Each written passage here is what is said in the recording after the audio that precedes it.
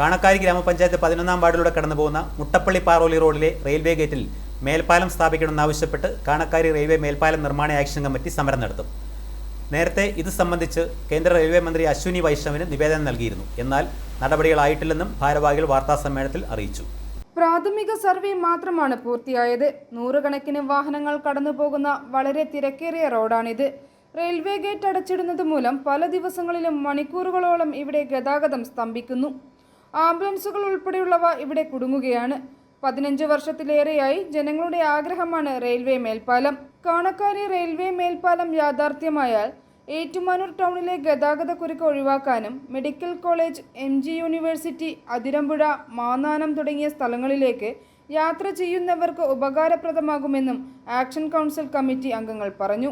Kanakkari railway മേൽപ്പാലം നിർമ്മിക്കണമെന്നാവശ്യപ്പെട്ടുകൊണ്ട് ജനങ്ങൾ വളരെ കാലമായിട്ട് ആവശ്യം ഉന്നയിച്ച് ഉദ്യോഗസ്ഥന്മാരെയും മന്ത്രിമാരെയും കണ്ടിട്ടുണ്ടായിരുന്നു. പക്ഷെ യാതൊരു വിധ നടപടിയും ഉണ്ടായിട്ടില്ല. കാണക്കാരിയിലൂടെ കടന്ന് ഈ റെയിൽവേ ഗേറ്റിലൂടെ അനേകം വാഹനങ്ങൾ ദിവസവും കടന്നു പോകുന്നുണ്ട്. ആംബുലൻസ് ഉൾപ്പെടെ വാഹനങ്ങൾ ചില സമയങ്ങളിൽ റെയിൽവേ ഗേറ്റ് അടച്ചിട്ട് കിടക്കുന്നതിനാൽ മണിക്കൂറുകളോളം രോഗികളെയായിട്ട് കിടക്കുന്ന ഒരു അവസ്ഥയുണ്ടായി, തിരിച്ചു പോകേണ്ട അവസ്ഥകൾ ഉണ്ടായിട്ടുണ്ട്. അതുമൂലം വളരെയധികം ബുദ്ധിമുട്ട് ആംബുലൻസ് ഡ്രൈവർമാർക്കും സാധാരണ ജനങ്ങൾക്കും അനുഭവിക്കേണ്ട അവസ്ഥയാണ് ഇപ്പോൾ ഈ റെയിൽവേ ഗേറ്റിലൂടെ ഉണ്ടായിക്കൊണ്ടിരിക്കുന്നത്. അതിനൊരു ശാശ്വത പരിഹാരം കാണുവാനായിട്ടാണ് ഞങ്ങൾ എല്ലാവരും കൂടി റെയിൽവേ വകുപ്പ് മന്ത്രി ശ്രീ അശ്വിനി വൈഷ്ണവിന് 2/5/2025 നിവേദനം കൊടുക്കുകയുണ്ടായി. അതുപോലെ തന്നെ അന്നത്തെ നമ്മുടെ കേന്ദ്രമന്ത്രിയായ സഹമന്ത്രിയായിരുന്ന ജോർജ് കുര്യനും നിവേദനം കൊടുത്തു. അതിന്റെയൊക്കെ അടിസ്ഥാനത്തിലായിരിക്കാം ഒരു പക്ഷേ പ്രാഥമിക സർവേ അവിടെ നടത്തുകയുണ്ടായി. അതിനുശേഷം യാതൊരുവിധ നടപടികളും ഇതുവരെ അന്നത്തെ മുഖ്യമന്ത്രിയായിരുന്ന നമ്മുടെ പിണറായി വിജയനും നമ്മുടെ MP ഫ്രാൻസിസ് ജോർജിനും എല്ലാം ഈ കൂടെ തന്നെ നിവേദനം കൊടുത്തതാണ്. പക്ഷെ അതിനുശേഷം യാതൊരു തുടർ നടപടികളും ഉണ്ടായിട്ടില്ല. അതിന്റെ അടിസ്ഥാനത്തിലാണ് ഇപ്പോൾ ഈ ജനകീയ പ്രക്ഷോഭം ആരംഭിക്കുവാനായിട്ട് ഞങ്ങൾ തീരുമാനിച്ചിരിക്കുന്നത്. ഇപ്പോൾ അതിനു വേണ്ടിയിട്ട് പുതിയ സർക്കാർ അധികാരത്തിൽ വന്നു.